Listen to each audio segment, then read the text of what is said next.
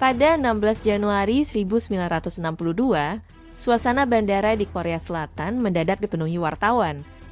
Kamera berkilat dari segala arah. Di tengah kerumunan itu, seorang wanita parubaya perlahan turun dari pesawat dengan bantuan perawatnya. Semua orang mengenalnya, tapi ada satu hal yang langsung menarik perhatian. Tatapannya kosong. Ia tidak menjawab satupun pertanyaan yang dilontarkan wartawan. Tidak melambaikan tangan, tidak tersenyum, hanya berjalan perlahan sambil terus didampingi perawatnya.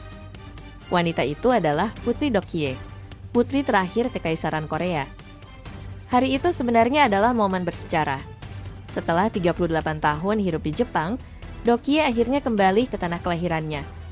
Namun, kepulangan yang seharusnya membahagiakan itu justru memperlihatkan sesuatu yang memilukan.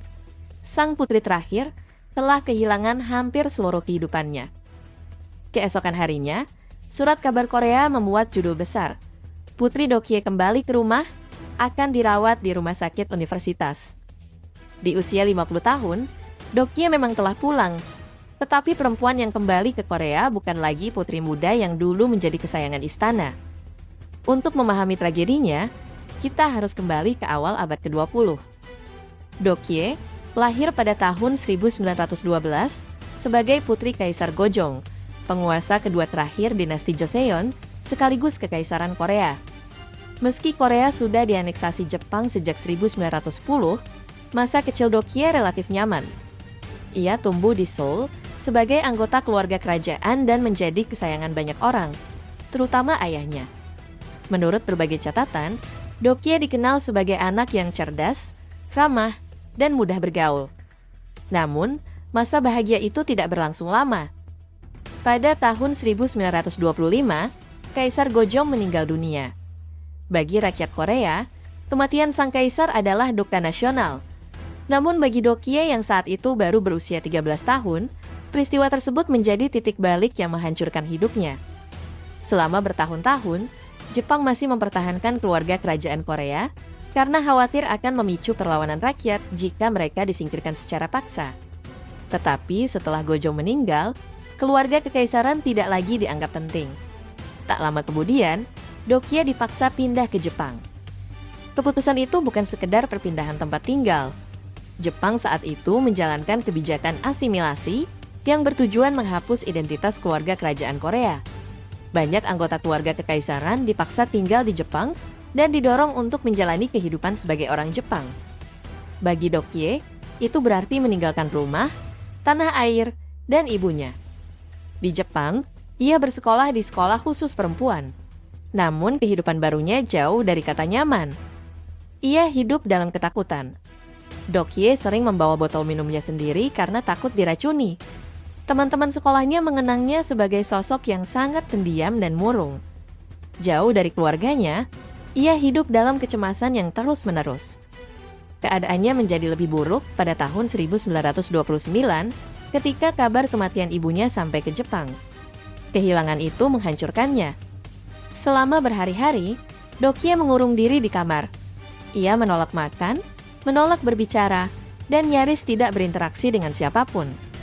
Keluarganya mulai menyadari bahwa kondisi mental sang putri semakin memburuk. Menurut kerabatnya, Do-kye mengalami insomnia, sering berjalan dalam tidur, dan mulai menunjukkan perilaku yang tidak stabil. Kemudian ia dibawa ke psikiater dan didiagnosis mengalami demensia precox, istilah lama yang saat ini dikaitkan dengan skizofrenia. Sejak saat itu, hidupnya terus berada dalam bayang-bayang penyakit mental. Di tengah kondisinya yang memburuk, pemerintah kolonial Jepang mengambil langkah lain untuk memperkuat program asimilasi mereka. Do-kye dijodohkan dengan seorang bangsawan Jepang bernama Takeyuki So. Saat menikah usia 19 tahun, kondisi kesehatannya sempat membaik.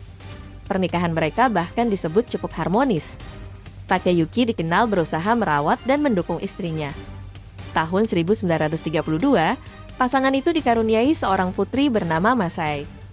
Namun, kebahagiaan tersebut tidak bertahan lama. Gejala skizofrenia Do-kye kembali memburuk. Biaya perawatan yang terus meningkat membuat keluarga mereka mengalami kesulitan. Situasi semakin berat setelah Jepang kalah dalam Perang Pasifik pada 1945. Kekalahan itu membuat banyak bangsawan Jepang kehilangan status dan kekayaan mereka. Takeyuki tidak lagi mampu membiayai pengobatan istrinya. Pada tahun yang sama, pernikahan mereka berakhir dengan perceraian. Seolah belum cukup, tragedi berikutnya datang 1 dekade kemudian. Pada tahun 1955, putri satu-satunya, Masae, meninggal karena bunuh diri. Sebagai anak berdarah campuran Korea dan Jepang, Masae disebut mengalami diskriminasi yang berat. Kematian putrinya menjadi pukulan lain yang harus ditanggung Dokye. Sementara itu, sang putri sendiri hidup berpindah-pindah institusi kesehatan mental selama bertahun-tahun. Setelah Korea merdeka dan terbagi menjadi Korea Utara serta Korea Selatan, keluarga kerajaan sebenarnya berharap bisa kembali ke tanah air. Namun pemerintah baru tidak tertarik menerima keluarga kerajaan yang dianggap simbol masa lalu. Baru pada tahun 1962, setelah Presiden Syngman Rhee lengser dari kekuasaan, jalan pulang akhirnya terbuka bagi Dokye. Tetapi kondisi sang putri saat itu sudah sangat berbeda. Ketika kembali ke Korea, kemampuan berbicara, membaca, dan menulisnya telah menurun drastis. Banyak orang yang melihatnya menggambarkan bahwa secara mental, ia seperti kembali menjadi anak kecil. Ia langsung dirawat di Rumah Sakit Universitas Nasional Seoul untuk menjalani perawatan skizofrenia. Kepulangannya menjadi berita besar di seluruh negeri.